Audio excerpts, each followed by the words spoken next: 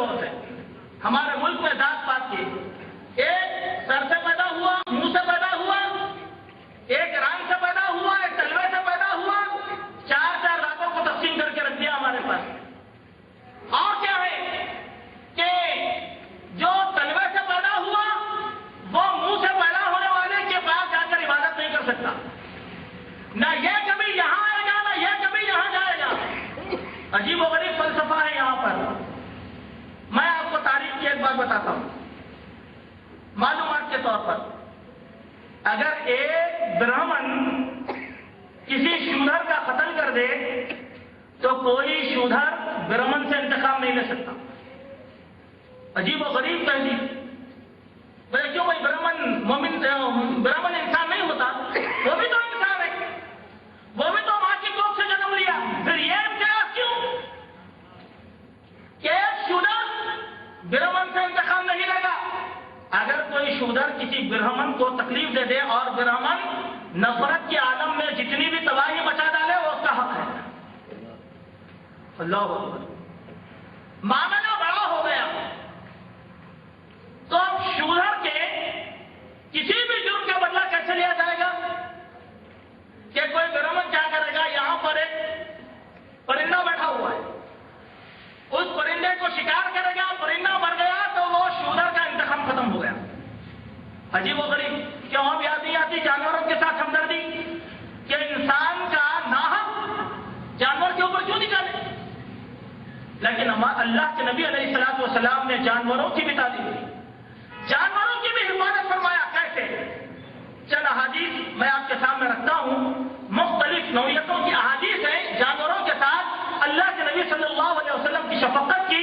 ان احادیث کو لے کے کہ اللہ کے نبی صلی اللہ علیہ وسلم نے کیا کیا لوگوں کو تعلیمات دی, کیا آسمانی تعلیمات ہے, کیسا دین ہے ہمارا رحمت والا, کتنی کھلی کھلی تعلیمات دی گئی. دور جاہلیت میں یہ ہوتا تھا کہ اونٹ کھڑا ہوا ہوتا, زندہ اونٹ کھڑا ہوا ہوتا, تو لوگ کیا کرتے ہیں, آتے تیز دھار چاقو لیتے, اس کی کوہان پکڑتے, کاٹتے تھے, چلے آتے. اونٹ تڑپ جاتا. زندہ اونٹ, زندہ جانور کا کوئی حصہ اگر کاٹ دیا جائے تو تکلیف کی بات ہے, تڑپ جاتا. کسی انسان کو دم پسند آتی, دم کاٹتا تھا, چلے جاتا. اللہ اکبر. اور وجہ سے کھاتے. اللہ کے پیارے نبی محمد رسول اللہ صلی اللہ علیہ وسلم نے جب مدینہ طیبہ میں لوگوں کی اس حالت کو دیکھا, آپ صلی اللہ علیہ وسلم بلند گئے. اس کے بعد حکم صادر کر دیا, ما قطع من البہیمۃ وہی حیۃ فہی میۃ. سنو, جانور اگر زندہ ہو یا جانور بھی اگر مردہ ہو, حلال کیے بغیر اس کے جسم کے کسی بھی حصے کو ہرگز نہیں کاٹا جائے گا.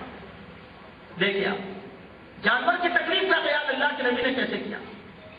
کہا کہ نہیں, زندہ جانور کو جب تک نہر نہیں کیا جائے گا, ذبح نہیں کیا جائے گا, اس کے جسم کے کسی بھی گوشے کو کاٹ کر کھانا حرام ہے.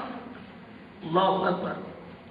مدینے والوں کو تعجب ہوا, بولے کہ یہ کیا تعلیمات ہیں. جب ان کو معلوم ہوا کہ جانور کو بھی تکلیف ہوتی ہے تو مدینے کے مشرکین نے اپنی ان حرکتوں سے کنارہ کشی اختیار کی. جیسے بخاری شریف کے اندر ایک حدیث آئی, حضرت عبداللہ بن عمر رضی اللہ عنہ بیان فرماتے ہیں, حضرت عبداللہ بن عمر رضی اللہ عنہ نے یحییٰ بن سعد کے پاس دیکھا کہ بنو یحییٰ کا ایک لڑکا ایک مرغے کو باندھا ہوا ہے اور اس مرغے کے اوپر تیر اندازی اور نشانات چلا رہا ہے. زندہ مرغا باندھا ہوا ہے, زندہ مرغا باندھا ہوا ہے اور زندہ مرغے کو تیر اندازی کا نشان کر رہا ہے. جیسے ہی عبداللہ ابن عمر نے یہ دیکھا تو فوراً غصے کے مارے اس قبیلے والوں کے پاس گئے اور یحییٰ بن سعد سے کہا کہ یحییٰ سنو, تمہارے بچے زندہ جانور کے ساتھ یہ حرکت کر رہے ہیں اور میں نے اللہ کے نبی علیہ الصلوۃ والسلام کو یہ فرماتے ہوئے سنا ہے کہ دیکھو اس طریقے سے باندھ کر جانور کا قتل نہ کرو. اپنے بچوں کو باہر رکھو اس حرکت سے, اسلام کے خلاف میں حرکت ہے. اللہ کے نبی نے ایک زندہ مرغے کو نشانہ بنانے سے ہی بچا دیا۔ آج کیا عجیب و غریب ہوتا ہے ہمارے پاس بات، عجیب و غریب بات ہے۔ آدمی جانوروں کے ساتھ بھی برا سلوک کرتا ہے۔ ایک حدیث ہے کہ لوگ جانور اگر ضدی ہو جاتا تو اس کے منہ پہ مارا کرتے تھے، جانور اگر ضدی ہو جاتا تو اس کے منہ پر مارتے تاکہ وہ قابو میں آئے۔ اللہ کے نبی علیہ السلام نے ایک مرتبہ ایک آدمی کو ایسے ہی دیکھا، دیکھتے کہا کہ نہیں، جانوروں کے منہ پر ہرگز نہیں مارا جائے، جانوروں کے منہ پر ہرگز مارا نہیں جائے گا۔ آج معزز حاضرین، ہمارے بعض سستا بھائی بھی آج ایسے ہیں کہ جانور کو قابو میں لانے کے لیے مختلف قسم کی حرکتیں کرتے ہیں، اس کو طریقے سے گراؤ، باندھو اور آرام سے کاٹو۔ اگر جانور ضدی ہو گیا تو پیروں پہ مار دیتے، پیٹھ پر مار دیتے، کمر توڑ دیتے زندہ جانور کی۔ اللہ کے نبی نے منع کر دیا، کوئی مسلمان ایسی حرکت نہ کرے۔ دیکھیں، ہر سماج کے طبقے کے لیے تعلیم، ہر سماج کے طبقے کے لیے تعلیم۔ اسی طریقے سے اللہ کے نبی علیہ الصلوۃ والسلام حضرت عبداللہ بن مسعود رضی اللہ عنہ بیان فرماتے ہیں، ابو داؤد کی حدیث، کہ اللہ کے نبی صلی اللہ علیہ وسلم سفر میں تھے، آپ کو قضاء حاجت پیش آئی اور اپنی ضرورت پوری کرنے کے لیے آپ صلی اللہ علیہ وسلم گئے۔ جا ہی رہے تھے کہ ایک چڑیا اڑتی ہوئی آئی اور آپ کے سامنے اپنے پروں کو مارنا شروع کر دیا۔ اللہ کے نبی صلی اللہ علیہ وسلم اس کی فریاد سمجھ گئے، پوچھا صحابہ کرام کو کہ کون ہے جو اس چڑیا کے بچوں کو اپنے قبضے میں رکھ لیا ہے؟ کہا کہ ہمارے پاس 2 بچے ہیں۔ کہا کہ نہیں، اس طریقے سے اس چڑیا کو تکلیف نہ دو، اس کے بچے اس کے حوالے کر دو، اس کے بچے اس کے حوالے کر دو۔ اور سنو، کبھی بھی اولاد کو اس کی ماں سے جدا ہرگز نہ کیا کرو۔ بڑی تکلیف اللہ کے نبی صلی اللہ علیہ وسلم کو ہوتی تھی، اسی لیے آئے معزز حاضرین، بخاری شریف کی ایک حدیث دیکھیں، جانوروں کو اگر تکلیف دو گے، باندھ کر رکھو گے، ناحق ستاؤ گے تو یہ بھی موجب جہنم۔ کیسے؟ ایک حدیث بیان کی گئی، دخلت امرأة النار في هرة ربطها فلم تطعمها ولم تدعوها تأكل من قشاش الأرض، کہ ایک عورت ایک بلی کو بھوکا پیاسا رکھی اور اس کو حشرات الارض، زمین کے کیڑے مکوڑے شکار کرنا نہیں دی، باندھ کر رکھا۔ وہ بلی تڑپی تڑپی تڑپی اور اسی طریقے سے مر گئی۔ اور وہ عورت کون تھی؟ بنی اسرائیل کی ایک صالحہ عورت تھی، نیک عورت، صالحہ عورت۔ اس نے جانور کے ساتھ یہ ظلم کیا تو کہا کہ اللہ نے اس کے حق میں جہنم کا فیصلہ کر دیا ہے۔ اس کے مقابلے میں ایک عورت تھی، وہ عورت نافرمان، زانیہ، بدکار۔ یہ عورت اپنی پیاس بجھانے کے لیے کنویں میں گئی، سیراب ہو گئی، کنویں سے اوپر آئی، کیا دیکھتی ہے کہ کتا تری چاٹ رہا ہے، پانی کے لیے تڑپ رہا ہے۔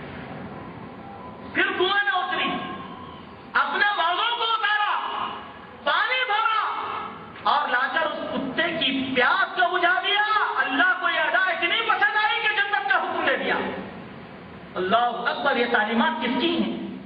اللہ کے پیارے نبی محمد رسول اللہ صلی اللہ علیہ وسلم کی یہ تعلیمات ہیں۔ آئے معزز حاضرین، آج ہمارے لیے ضرورت اس بات کی ہے کہ ہم مسلمان عملی طور پر اللہ کے نبی صلی اللہ علیہ وسلم کی سنتوں کو اختیار کر لیں۔ کیوں؟ آپ صلی اللہ علیہ وسلم نے بڑا مرتبہ دیا کہ من سن سنتی ان فساد امتی فلہ اجر شہید، کہ لوگوں، میری امت کے بگاڑ کے وقت، میری امت کے فساد کے وقت اگر کوئی آدمی ایک سنت کو زندہ کر دیتا ہے تو اس کو ایک شہید کا اللہ تعالیٰ اجر عطا فرمائے، ایک شہید کا اجر مل جائے گا۔ تو معزز حاضرین، یہ جلسے کا مطلب کیا ہے؟ ہمارے مردہ روحوں میں زندگی پیدا کریں، ہمارے ضمیروں کو جھنجھوڑیں اور ہم کو اللہ کے پیارے نبی محمد صلی اللہ علیہ وسلم کی غلامی میں لے کر آئیں، تاکہ ہم بھی دنیا کے اندر عملی زندگی گزاریں، ہم کو دیکھ کر لوگ اسلام سے متعارف ہو جائیں اور قیامت کے